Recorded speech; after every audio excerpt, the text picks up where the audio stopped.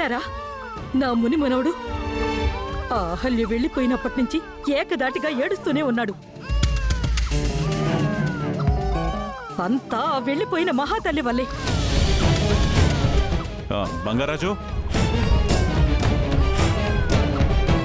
అయ్యా పైన బాబు ఏడుస్తున్నాడు, వెళ్ళి కిందికి తీసుకురా. అలాగే అయ్యా. ఆగరా! ఒక పనోడు నా ముని మనవడిని ఎత్తుకోవడం ఏంటి? అవంతిక, నువ్వు వెళ్ళి బాబుని తీసుకురా. వాణ్ణి ఎత్తుకోవడం నా వల్ల కాదు నానమ్మా. సర్లే, నేనే వెళ్తాను.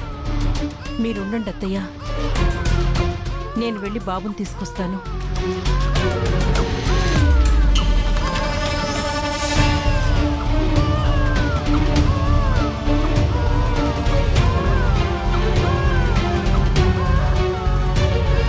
ఇంద్రా, ఏడవకురా, ఊరుకో నాన్న, ఏడవకు నాన్న, ఊరుకో. ఏమండి, బాబు ఏడు పాపడం లేదు. ఊరుకోరా నాన్న, ఊరుకో. రే ఇంద్ర, ఎందుకురా ఏడుస్తున్నావు? ఏమైంది నాన్న? ఆకలిస్తుందా? ఊరుకో నాన్న, ఊరుకో. అర్జున్, ఇటివరా. అయ్యయ్యో, ఊరుకోరా, ఊరుకోరా ముని మనవడా. నువ్వు వేడిస్తే మాత్రం మీ అమ్మ తిరిగి వస్తుందా ఏంటి? వీడిని వద్దనుకుని వెళ్ళిన మహాతల్లి మళ్ళీ ఎందుకు తిరిగి వస్తుంది నానమ్మా? నీ పిచ్చి కాకపోతే. చిచి, ప్రపంచంలో ఇలాంటి తల్లులు కూడా ఉన్నారా? అది మన ఇంట్లో ఉన్నారంటే చాలా బాధగా ఉంది.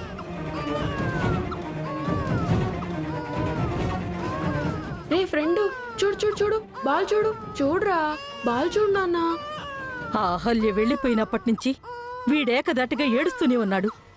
వీడేడుపు ఎలా ఆపాలో తెలియడం లేదు.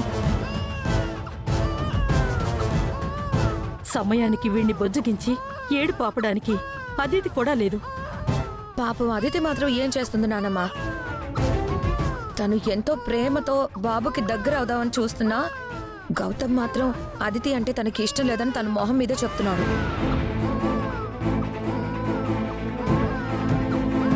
అదితి కాబట్టి గౌతమ్ ఏమన్నా మనసులో ఏం పెట్టుకోకుండా మన ఇంటికొచ్చి బాబుని ఓదారుస్తుంది. ఆ స్థానంలో ఇంకో అమ్మాయి ఉంటే ఇంకోసారి ఇల్లు గడప తొక్కేదే కాదు.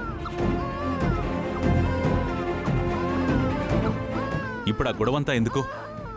బాబు ఏడుపు ఎలా ఆపాలో అది చూడండి. బాబు ఎవరో ఒక్కరికి అలవాటయ్యేంత వరకు వీడు ఏడుపు ఆపడేమోనండి. ఆ నర్సుంటే బాగుండేది. ఎలాగైనా వీడు ఏడుపు ఆపేది. తను ఇందాకే హాస్పిటల్కి వెళ్ళిపోయింది. అవునండి, సమయానికి గౌతమ్ కూడా ఇంట్లో లేడు. వాడు హాస్పిటల్కి వెళ్ళాడు. ఇప్పుడేం చేద్దామండి?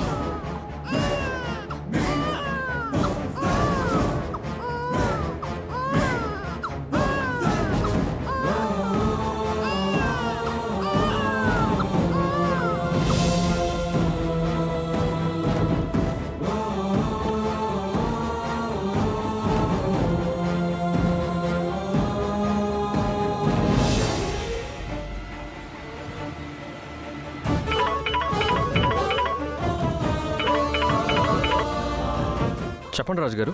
బాబు ఎక్కడున్నారు బాబు? చెప్పండి రాజుగారు, ఎందుకు కంగారు పడుతున్నారు? మీరు వెళ్ళగానే చిన్నబాబు ఒకటే ఏడుపయ్యా, గుక్క పెట్టి ఏడుస్తున్నాడు. ఇంట్లో అమ్మవాళ్ళు ఉన్నారు కదా రాజుగారు? అందరూ ఉన్నారయ్యా, కానీ ఎవరు ఎత్తుకొని ఓదార్చినా చిన్నబాబు అసలు ఏడుపు ఆపట్లేదు. అవునా? బాబు ఏడ్చి ఏడ్చి మళ్ళీ జ్వరం వస్తుందేమో అని భయంగా ఉంది బాబు. మీరు త్వరగా ఇంటికి రండి బాబు. మీరు వస్తే తప్ప బాబు ఏడు పాపేలా లేడు. నేను వచ్చిన బాబును ఓదార్చలేను రాజుగారు. వాడు వాళ్ళ అమ్మ కోసం బెంగ పెట్టుకుని ఏడుస్తున్నాడు. త్వరగా ఏదో ఒకటి చెయ్యండి బాబు. నేను హాస్పిటల్లోకి ఇంపార్టెంట్ ఆపరేషన్ అటెండ్ అవ్వాలి రాజుగారు. పోనీ ఆ నర్స్కైనా ఫోన్ చేయండి బాబు. ఆవిడైనా వచ్చి బాబుని చూసుకుంటుంది. ఆవిడ కూడా ఏదో పనుందని చెప్పారు రాజుగారు. లేదండి, బాబు ఏడుస్తున్నాడు కదా, నేను వెళ్తాను. అది కాదండి, మీకేదో పనుందన్నారు కదా. బాబు కోసం నేను వెళ్తానులేండి. పర్వాలేదండి, మీకు అర్జెంటుగా హాస్పిటల్లో ఆపరేషన్ ఉందంటున్నారు కదా, మీరు హాస్పిటల్కి వెళ్ళండి, నేను బాబు దగ్గరికి వెళ్తాను. అది కాదండి మీరా గారు.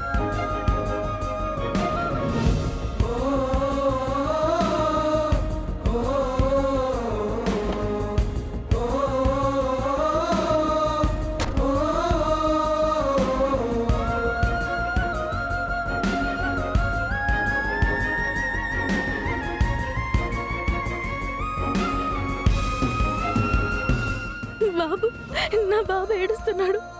ఏడ్చి ఏడ్చి నా బాబుకి మళ్ళీ జ్వరం వస్తుందేమో. నేను త్వరగా వెళ్ళాలి, బాబును ఓదార్చాలి, బుజ్జగించాలి, నిద్రపుచ్చాలి. అయ్యో,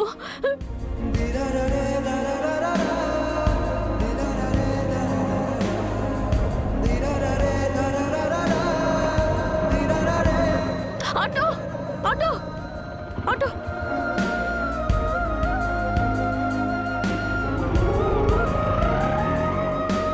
ఇదేంటి మీరా గారు బాబు కోసం నాకంటే ఎక్కువ టెన్షన్ పడుతున్నారు?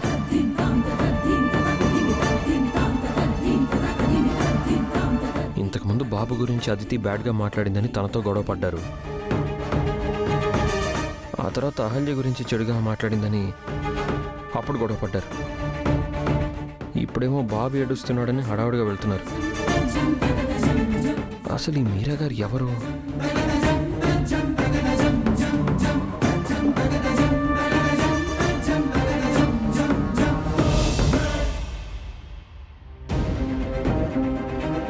అది కోరికల చెట్టమ్మా.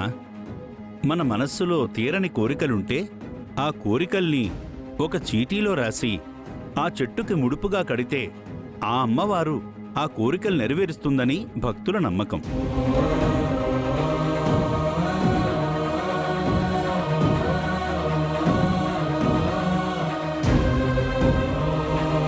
అది కోరికల చెట్టని పంతులు గారు చెప్పారు. ఏదైనా కోరిక కోరుకుంటే నెరవేరుతుందంట. మీరా గారి మనసులో ఏ కోరిక ఉంది?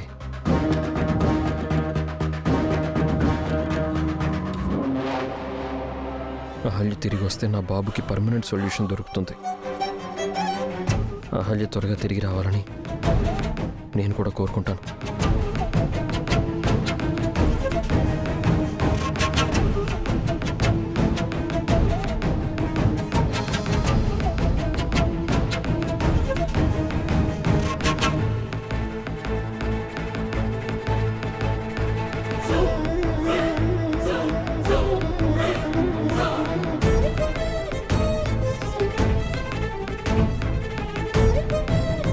అమ్మా, నా విషయంలో ఏం జరుగుతుందో నాకు అర్థం కావడం లేదు.